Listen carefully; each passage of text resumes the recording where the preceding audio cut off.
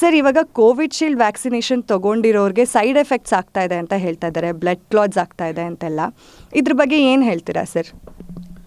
Madam, ಇದು vaccine ಅಂತ ನೋಡೋದಾದ್ರೆ ನಾವು ಇಟ್ಸ್ ಎ ಕೆಮಿಕಲ್. ಅದು ನಾವು ಅದರಲ್ಲಿ ಆ್ಯಂಟಿಜನ್ ಇರುತ್ತೆ ಅಂತೀವಿ. ಜಸ್ಟ್ ಆ್ಯಂಟಿಜನ್ ಅಷ್ಟೇ ಅಲ್ಲ, ಆ್ಯಂಟಿಜನ್ ಜೊತೆಗೆ ಅನೇಕ ಅದನ್ನು ಸ್ಟೆಬಿಲೈಸ್ ಮಾಡಲಿಕ್ಕೆ ಅಂತ ಹೇಳ್ಬಿಟ್ಟು ಅನೇಕ ಕೆಮಿಕಲ್ಸ್ ಕೂಡ ಆ್ಯಡ್ ಮಾಡಿರ್ತಾರೆ.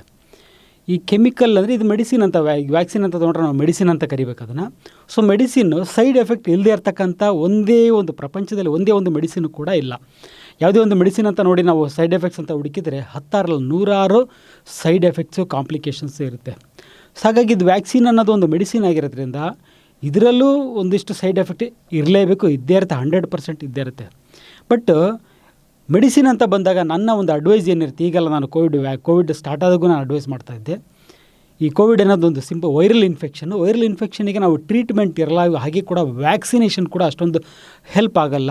ಇದು ಇನ್ಫೆಕ್ಷನ್ ಆಗಿ ಅವರಲ್ಲಿ ಇಮ್ಯುನಿಟಿ ಬಂದುಬಿಡುತ್ತೆ ಅಂತ ಹೇಳ್ಬಿಟ್ಟು ಈ ಕೋವಿಡ್ ವ್ಯಾಕ್ಸಿನೇಷನ್ ಬಂತು ಅಂತ ಹೇಳ್ಬಿಟ್ಟು ಈಗ 4 ವರ್ಷ ಆದಮೇಲೆ ಯಾವುದೇ ಒಂದು ವ್ಯಾಕ್ಸಿನನ್ನು ನಾವು ತೊಗೋಬೇಕು ಅಂದರೆ 3 to 4 years ರಿಸರ್ಚ್ ಆಗಿಬಿಟ್ಟು ನಂತರ ವ್ಯಾಕ್ಸಿನೇಷನ್ ಕೊಡ್ತಾರೆ. ಬಟ್ ಇದೇನೋ ಅವಶ್ಯಕತೆ, ತುಂಬ ಎಮರ್ಜೆನ್ಸಿ ಅಂತ ಹೇಳ್ಬಿಟ್ಟು ಸೊ ವಿತಿನ್ 3 months 3 ತಿಂಗಳಲ್ಲಿ ಈ ಒಂದು ವ್ಯಾಕ್ಸಿನೇಷನ್, ಕೋವಿಡ್ ವ್ಯಾಕ್ಸಿನೇಷನ್ ಅನ್ನೋದು ಬಂತು.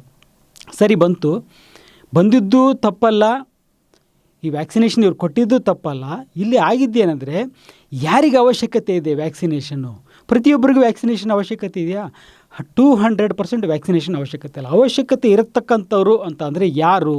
ವ್ಯಾಕ್ಸಿನೇಷನ್ ಅವಶ್ಯಕತೆ ಇರತಕ್ಕಂಥವ್ರು ಅಂತಂದರೆ ಯಾರು ಎಕ್ಸ್ಪೋಸ್ ಆಗಿರಲ್ಲ, ಈ ಒಂದು ವೈರಸ್ಸಿಗೆ ಎಕ್ಸ್ಪೋಸ್ ಆಗಿದ್ದಾರೋ ಇಲ್ಲ ಅನ್ನೋದು ಹೇಗೆ ಗೊತ್ತಾಗುತ್ತೆ? ಆ ಒಂದು ಕೋವಿಡ್ ಪೀಕ್ನಲ್ಲಿ ಆ ಒಂದು 3 ತಿಂಗಳು ವ್ಯಾಕ್ಸಿನೇಷನ್ ಕೊಟ್ಟಲ್ಲ, ಆ ಟೈಮ್ನಲ್ಲಿ ಇವರು ಯಾರ್ಯಾರಿಗೆ ನೆಗಡಿ, ಕೆಮ್ಮು, ಜ್ವರ ಇಂಥದ್ದು ಬಂದೋಯ್ತು, ಅಥವಾ ಯಾರ್ಯಾರಿಗೆ ಕೋವಿಡ್ ಪಾಸಿಟಿವ್ ಅಂತ ಬಂದೋಯ್ತು, ಇವರೆಲ್ಲ ಫಿಲ್ಟರ್ ಮಾಡಿಬಿಡ್ಬೇಕು. ಇಲ್ಲ, ನಿಮಗೆ ವ್ಯಾಕ್ಸಿನೇಷನ್ ಅವಶ್ಯಕತೆ ಇಲ್ಲ. ಯಾಕಂತಂದರೆ ನಿಮಗೆ ಇನ್ಫೆಕ್ಷನ್ ಆಗಿದೆ, ಇನ್ಫೆಕ್ಷನ್ ಆದಮೇಲೆ ನಿಮ್ಮಲ್ಲಿ ಆ್ಯಕ್ಟಿವ್ ಆ್ಯಂಟಿಬಾಡೀಸ್, ಇನ್ಫೆಕ್ಷನ್ ಆಗಿ ಆಲ್ರೆಡಿ ಇಮ್ಯುನಿಟಿ ಬಂದುಬಿಟ್ಟಿದೆ. ಅಂಥವ್ರಿಗೆ ಮತ್ತೊಂದು ಕೆಮಿಕಲನ್ನು ಕೊಡ್ತಕ್ಕಂಥ ಒಂದು ಅವಶ್ಯಕತೆ ಇಲ್ಲ ಅಂತ ಹೇಳ್ಬಿಟ್ಟು ಫಿಲ್ಟರ್ ಮಾಡಿ ಕೇವಲ ನನ್ನ ಪ್ರಕಾರ 1%ಕ್ಕಿಂತ ಕಡಿಮೆ ಜನಕ್ಕೆ ಅವಶ್ಯಕತೆ ಇರ್ತಾಯಿತ್ತು ಒಂದು ವ್ಯಾಕ್ಸಿನೇಷನ್ನ ಹೊರತು ಪ್ರತಿಯೊಬ್ಬರು 100% ನೀವು ಚೆನ್ನಾಗಿದ್ದರೂ ತೊಗೋಬೇಕು, ಚೆನ್ನಾಗಿಲ್ಲದೇ ಇದ್ದರೂ ತೊಗೋಬೇಕು. ನಿಮಗೆ ಇನ್ಫೆಕ್ಷನ್ ಆಗಿ ನೀವು ಹಾಸ್ಪಿಟ್ಲಲ್ಲಿ ಅಡ್ಮಿಟ್ ಆಗಿ ಡಿಸ್ಚಾರ್ಜ್ ಆದಮೇಲೆ ಮತ್ತೆ ವ್ಯಾಕ್ಸಿನೇಷನ್ ತೊಗೋಬೇಕು. ಇದೊಂಥರ ಫೂಲಿಶ್ನೆಸ್, ಸ್ಟುಪಿಡಿಟಿ ಅಂತ ಅಂತೀನಿ. ಯಾಕಂದರೆ TB ಆಗಿರ್ತಕ್ಕಂಥ ಪೇಷಂಟಿಗೆ BCG ಇಂಜೆಕ್ಷನ್ ನೀಡೋದು ಎಷ್ಟು ಸರಿ, ಹಾಗೆ ಇನ್ಫೆಕ್ಷನ್ ಆಗಿರ್ತಕ್ಕಂಥ ಪೇಷಂಟಿಗೆ ಅದರ ವ್ಯಾಕ್ಸಿನೇಷನ್ ಕೊಡ್ತಕ್ಕಂಥದ್ದು ತುಂಬ ದಡ್ಡತನನೇ.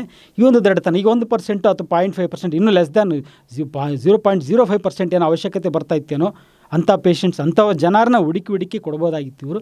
ಬಟ್ ಪ್ರತಿಯೊಬ್ಬರಿಗೂ ಕೊಟ್ಟಿದ್ದರಿಂದ ಇವತ್ತು ನೋಡಿ ನಾನು ಹೇಳ್ತಾ ಇದ್ದೀನಿ, ಕಾಂಪ್ಲಿಕೇಶನ್ಸ್ ಅನ್ನೋದು 100% ಇರುತ್ತೆ. ಹಾಗೆ ಈಗ ಇವರೇ ಒಪ್ಕೊತಾ ಇದ್ದಾರೆ. ಈಗ ಕೆಲವರು ಸುಮಾರು ಜನ ಕೇಸ್ ಹಾಕಿದ ಮೇಲೆ, ಕಂಪ್ನಿ ಮೇಲೆ ಕೇಸ್ ಹಾಕಿದ ಮೇಲೆ ಅವರೇ ಒಪ್ಕೊಂಡಿದ್ದಾರೆ, ಇಲ್ಲ ಇದರಿಂದ ರಕ್ತ ಹೆಪ್ಪುಗಟ್ಟತಕ್ಕಂಥ ಕಾಂಪ್ಲಿಕೇಶನ್, ಅದ್ರ ಜೊತೆಗೆ ಪ್ಲೇಟ್ಲೆಟ್ ಕೌಂಟ್ ಕಡಿಮೆ ಆಗ್ತಕ್ಕಂಥ ಕಾಂಪ್ಲಿಕೇಶನ್ನು ಕೆಲವರಲ್ಲಿ ಆಗಬಹುದು ಅಂತೇಳಿ ನೋಡಿ. ನೀವು ಕೊಡೋದೇ ತುಂಬ ಕಡಿಮೆ ಪ್ರಮಾಣದ ಜನಕ್ಕೆ, ತುಂಬ ಅವಶ್ಯಕತೆ ಇರ್ತಕ್ಕಂಥವ್ರು, ನೀಡಿರ್ತಕ್ಕಂಥ ಪೇಷಂಟ್ಸಿಗೆ ವ್ಯಾಕ್ಸಿನೇಷನ್ನ ಕೊಟ್ಟಿದ್ರೆ ಮ್ಯಾಟ್ರೇ ಆಗ್ತಾ ಇರಲಿಲ್ಲ. ಯಾಕಂದರೆ ಅನೇಕ ನಾವು ಈ BCG ಕೊಡ್ತೀವಿ, ಇದು ಕೊಡ್ತೀವಿ, ಅದರಿಂದನೂ ಕಾಂಪ್ಲಿಕೇಶನ್ಸ್ ಆಗಿರ್ತವೆ, ಬೇರೆ ವ್ಯಾಕ್ಸಿನಿಂದನೂ ಕಾಂಪ್ಲಿಕೇಶನ್ ಆಗಿರ್ತದೆ.